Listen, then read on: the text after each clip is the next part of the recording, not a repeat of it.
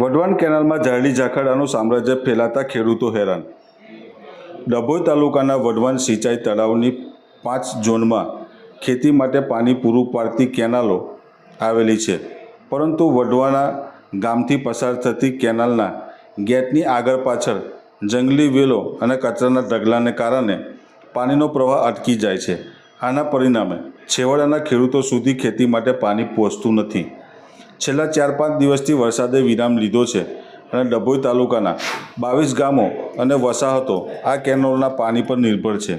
હાલમાં ડાંગરની રોપણી સમગ્ર વિસ્તારમાં શરૂ થઈ ગઈ છે, પરંતુ કેનાલોમાં જંગલી વેલો અને કચરાના કારણે ખેડૂતો પરેશાન છે। ઉનાળા દરમિયાન કેનાલોની સફાઈ થવી જોઈએ, પરંતુ વઢવાણા સિંચાઈ વિભાગે આ વર્ષે 5 ગેટની કેનાલો સાફ કરી નથી। આ બેદરકારીના કારણે ખેડૂતોને હાલાકીનો સામનો કરવો પડી રહ્યો છે। વિભાગના અધિકારીઓ દ્વારા આ મુદ્દે કોઈ ધ્યાન આપવામાં આવતું નથી, જેના કારણે જંગલી વેલોનું સામ્રાજ્ય કેનાલોમાં ફેલાઈ ગયું છે।